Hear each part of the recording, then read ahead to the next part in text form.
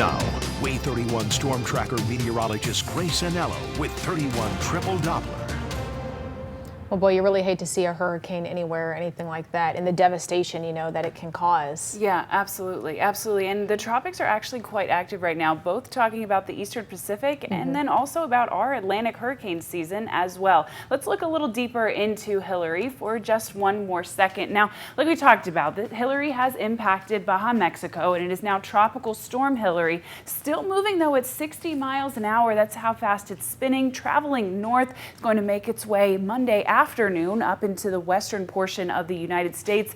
But again, still very much expecting that storm to pack quite the punch. Now, in the Atlantic, we're also tracking quite a bit here. We do have Tropical Storm Franklin. Now, this is continuing to travel northwest, at 14 miles an hour, but its rotational spin is 45 miles an hour. So that's something that we're watching as it gets ready to impact Haiti and the Dominican Republic. We also have disturbance number 2 that's moving due west, pushing just west of Miami and north of the Yucatan Peninsula at about 15 to 20 miles an hour. Now, this has not developed into a tropical storm just yet, but it has a 50% chance of doing so in the next 48 hours and a 60% chance of doing so within the next week. So plenty to be watching after what's been really so far a very quiet Atlantic hurricane season. Now, Lake Guntersville, the waters are calm. No hurricanes on this one. We're looking good in Marshall County with plenty of blue sky and sunshine. Really not even a cloud at all overhead.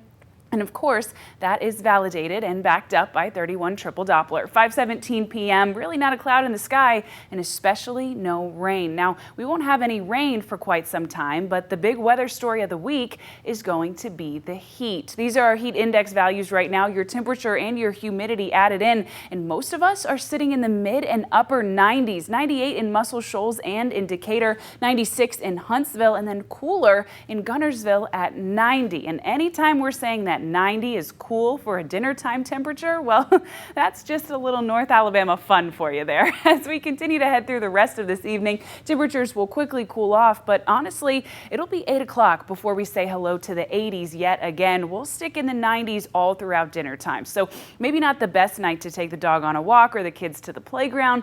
It's just a little hot and a little muggy. However, it's nothing compared to where we're going to be in just several days' time. Now, we are first thing out the door Monday morning to work into school tomorrow, and temperatures at that point will be sitting in the low 70s. We will be significantly more humid tomorrow, though, and the muggiest part of the day is first thing in the morning when that dew is burning off from the sun coming back. So don't let that 72 fool you. We'll still be feeling muggy and humid.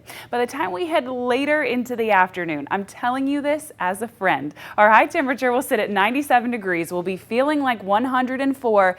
And just go ahead and get the extra large iced coffee. That's what it's going to take tomorrow to cool you off. Skip right past small, medium, and large and go straight for the extra large, because with those temperatures sitting in the low 100s, you're going to need it. Now, by Wednesday and Thursday, we're talking about sitting in the 110s, as we do have 2 consecutive 31 alert days in effect for all of our counties. And this is dangerous heat that we're expecting. Our highs 97 on Tuesday, 99 on Wednesday and Thursday. Those Wednesday and Thursday heat index values sitting at or knocking on the door of 110 degrees. This is not the heat that you can beat. This is just the heat that you need to make sure you're staying safe from. So make sure you're staying hydrated. Please avoid being outside on Wednesday and Thursday as much as you can. And be mindful of how hot cars can get and how quickly pavements like asphalt and concrete can heat up. And be mindful of everything and everyone you love this week. Yeah, it's going to be extremely hot out there. You're talking about that extra large coffee. Yeah. I think people are going to need that to get them going on a Monday too. So hey, silver lining, right? I know. Extra large iced coffee. Hope that it melts slowly and hope that it cools you and off. even more water to supplement that coffee so you don't get dehydrated, right? Exactly. Good for you. Exactly.